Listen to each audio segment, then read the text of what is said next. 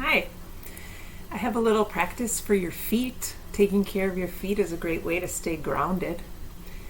So you got to be barefoot, and you really just need your hands, but I'll share some other tools that I use with my feet. I've been running a lot lately, and my feet are really appreciating some extra TLC because I'm putting in the miles now that I have a lot of time. So grab one of your feet and just grab your toes, pull your big toe forward and your second toe back. We're just going to do toe splits.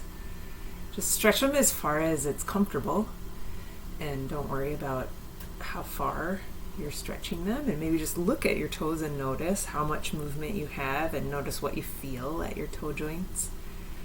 And after you take those toes back and forth a couple of times, you can just move down the line to the next set of toes and just pull toes forward, toes back.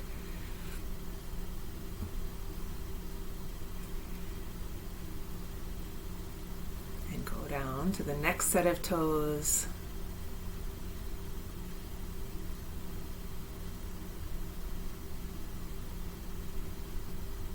And the next set. Forward and back, toe splits. And then go back to the big toe and just take your big toe and move it around in circles. And then move to your next toe, pull on it and wiggle it around in circles.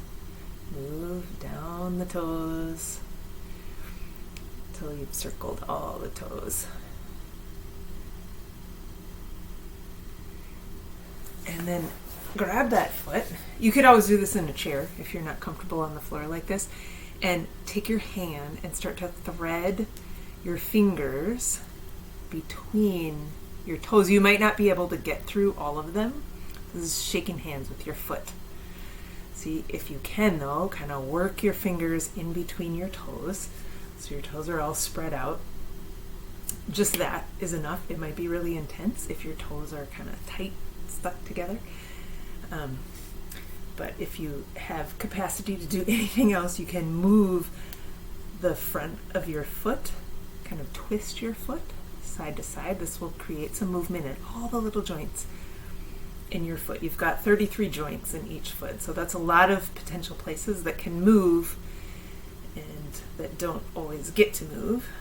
So just, you might look at your own foot and see what it looks like when you twist it, when you move it like this. You can squeeze and move it forward and back. And then I always think it's interesting to just squeeze with all the strength of your hand and feel how powerful your hand strength is while gripping your foot. And then squeeze with your foot. And I don't know about you, but I feel like my foot has way more strength than I realize. My squeeze with my foot feels more powerful actually than my squeeze with my hand. Then you can take your foot and actually, with your hand still threaded between your toes, you can take your ankle through some circles and then pull your fingers out and wiggle your toes a little bit, squeeze and spread your toes. And then grab your foot and, fold it, kind of squish it, fold it like a taco if you can, and open it up. Just get movement. Think of all the little tiny joints that you have in your foot and try to get some slippery sliding movement at those joint surfaces in your foot. You can do some massage up the arch of your foot and back down. And then we'll do those same things for the other foot. So switch, adjust. And start with toe splits. Just pulling your big toe one way and your second toe the other way. And back and forth. Notice what you feel. And after you do a few rounds with that pair of toes, then switch to the next set.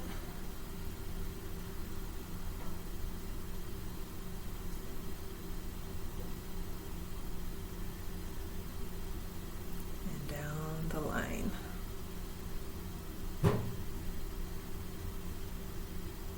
This is something that you might watch once, but then you'll know it. And then if you're sitting around watching Netflix, play with your toes. It's a great little easy add-in to your life if you're spending more time at home or more time watching TV, perhaps, that this could be something simple to fit in that is really great for your balance, really great for your sense of feeling grounded, great for your feet and your gait if you are into walking and running for exercise. It can be helpful. So after you get all the way down with the toe splits, go back to your big toe and just do some circles. Grab your toe, move it around. Notice if you have any little clicks or pops happening in your toe joint. Notice what you feel and move down the line to each toe, giving it some pull and some circular movement.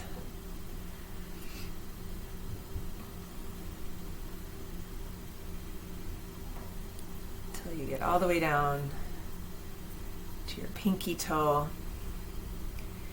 And then you can squeeze and spread your toes a couple times and then switch to threading your fingers between your toes. And you might have one foot that allows this more than the other foot. Just use your other hand to help choose just through some of the toes if you can't get in there to all of the toes. But if you can, get your hand in there and then just notice what you feel, how that is for you. And then if you want, you can add movement. You can twist your foot, a little bit of side to side movement. You can look at your foot, notice how does it move, where does it move, does it have stiff parts. You can move your foot in different directions, forward and back. And then even maybe some circles at the ankle while you're holding your toes. One way and then go the other way. And then squeeze with your hand, really grip on your foot. And then relax your hand and squeeze with your toes.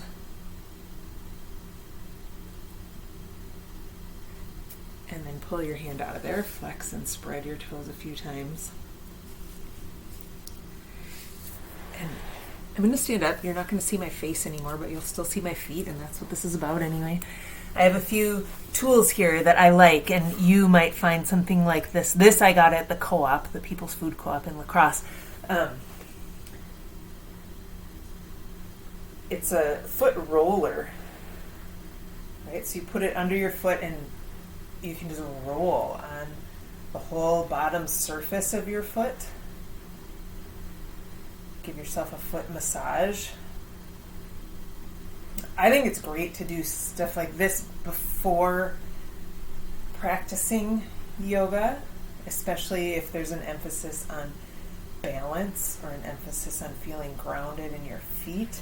But you can also do footwork as a standalone practice without moving through any other postures, just as something that you do as part of your day.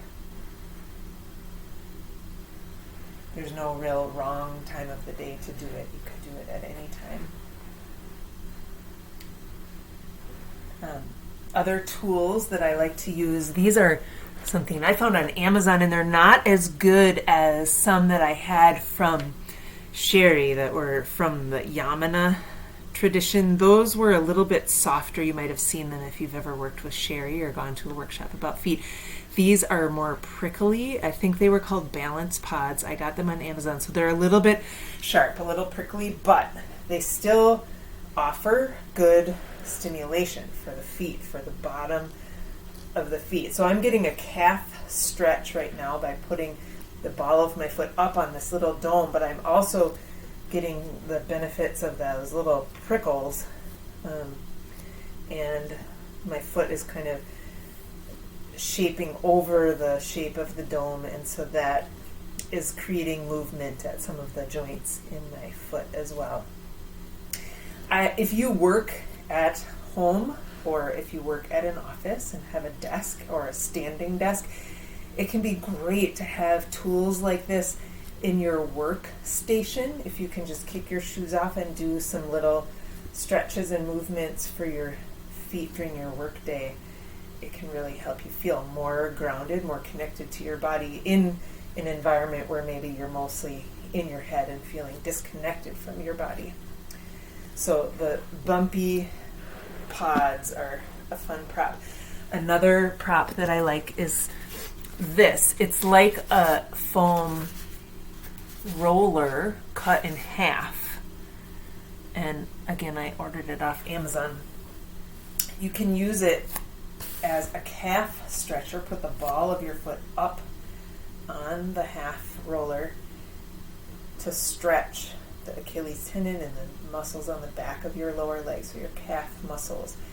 And if you're very tight, you might not be able to bring your other foot forward. You might feel a big stretch just having your feet even, or even your free foot back a little bit, but over time you might work to keeping your heel of the foot that's on the half roller, keep that heel on the ground, and start stepping your other foot forward, and you'll find more and more stretch through your calf muscles.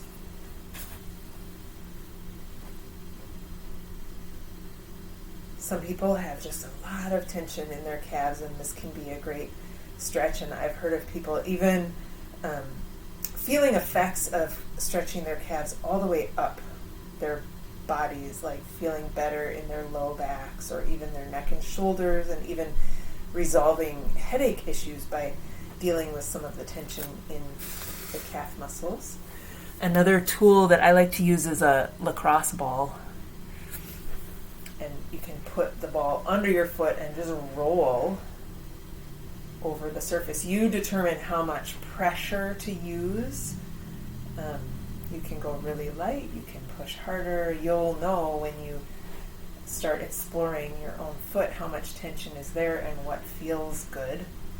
If you think about how I said there's so many joints in each foot, when you have the ball under your foot can spread and drape over the ball, and that creates movement and change in all of those joints, just like walking barefoot over bumpy ground would, and we just don't do that very much, and so all those little joints don't get the stimulation that they would if we lived without shoes, if we lived out in nature more, walking barefoot. So as we go into summer, walking barefoot, even just in your yard, can be great for feeling grounded and for moving and keeping your feet really healthy.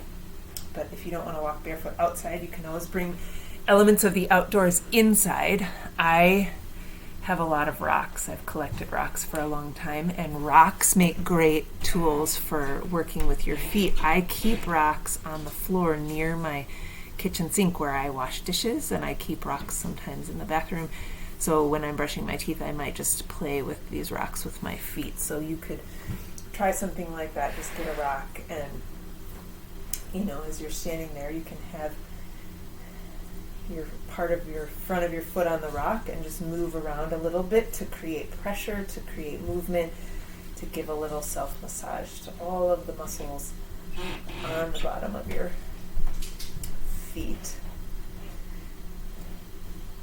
And I think it's really nice after spending a few minutes working with my feet then to do something to kind of give me a sense of what the impact was. So that might mean going for a little walk, even a walk around the room to feel what's different. You could just do that right now, walk around your room and see how it feels, how your gait is different, or just how your legs feel different, or the way that your feet make contact with the floor is different. Another thing you could do is to practice a yoga pose, like tree pose. So you could just set up on one foot, really ground down through the center point of your heel, and then the base of your pinky toe and the base of your big toe. Try to anchor those points on the ground as you move into balance. You could go into tree pose, or you could just find balance without fully getting into a pose. But if you're going to tree, just place your lifted foot somewhere on your standing leg feel how you can anchor down through those points that are grounded, the center of your heel, the mound of your big toe, and the mound of your pinky toe. See if you can lift your toes up. If you've come into tree pose, can you be in tree pose and not grip your toes into the ground? Can you lift your toes up and spread your toes and then lay your toes back down? I feel pretty steady. I don't know how you feel, I wonder. And then root down into your other foot. Find your tree pose.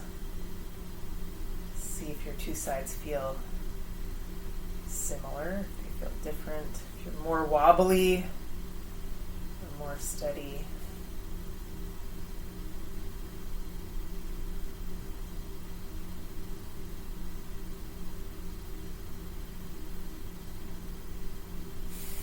And then step down, look down at your toes and pick all your toes up. Try to spread your toes out so you make spaces between your toes, and then lay your toes down flat again. And then lift your big toes up off the floor. See if you can get your big toes up while you keep all your little toes squishing down into the floor. And then lay your big toes down. Pick all your little toes up while you keep your big toes pressing down into the floor. And then lay your little toes down. Lift all toes up. Pinky toes down first, then your next toes, and little toes one by one. Big toes down last, and then pick big toes up first and peel up all the toes one by one. Go back and forth a couple times like you're drumming your fingers on the table. You're drumming your toes on the floor. Your toes might not be completely obedient, but you can build more control over time, and having control over your toes can really help with balance. And I'll just share one more thing that I like to do for my feet and for my legs, and that is 6 different ways of walking, and I'll just show in this short little distance here the 6 ways, but you could really do these over a bigger space around your yard or around your house. So the first one is external rotation. My toes are turned out, which means that also my knees are turned out, my thigh bones, my femurs are externally rotating. I feel that change from what I did with my feet all the way up to my hip joints, and you could go back and forth on a yoga mat, or like I said, you could go around your room, around your whole house. If you're playing with kids, it's a great follow the leader game to do silly walks. That's what I used to call them with my kids. We would do the silly walks. Just notice what you feel. As you're doing this walk in external rotation, can you feel the work in your legs all the way up to your hips? And then we'll change to the second walk, which is toes in, internal rotation. Your feet turn in, but so do your knees, so do your thighs. It will feel different up at your hip joints to walk in internal rotation. And then the next walk is on the outer edges of your feet, just the very outer edges. Keep your inner edges up off the floor. The way you feel in your feet, your ankles, your knees, and your hips, even your back, is so affected by what's going on with tension down in your feet and how all the parts connect to the other parts. So if you are struggling with any kind of kinks in your legs, even in your back, incorporating some of this footwork can be really helpful, very therapeutic. The next walk, this is the hardest one for me, is to get on the inner edges of your feet. And so you might notice my hands, when I go on the inner edges of my feet, my arms are turning in, my fingers are all tense. Just notice what your hands do when you try to do these funny things with your feet. So that was number 4, and now walk on your heels. This is number 5. really pull the balls of your feet up off the floor.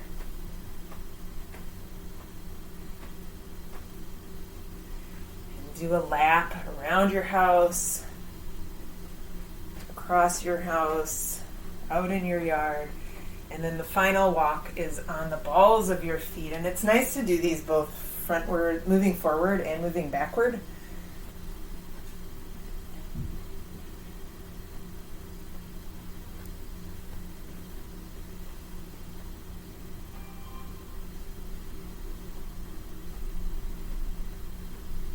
And then just stand flat on your feet. Take a moment to root through your heels. Stand up tall and just close your eyes. Let yourself adjust and settle into what feels like balance. Like the weight of your body is balanced between your right foot and your left foot. Feel balanced with weight in your heels, but just enough weight in the balls of your feet that you feel steady and not tippy and not grippy.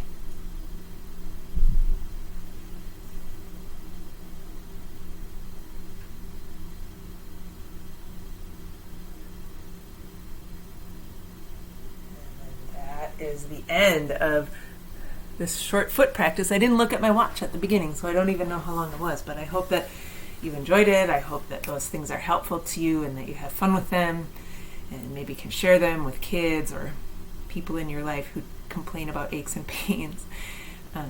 Just let me know if you have any questions. Thanks. Bye-bye.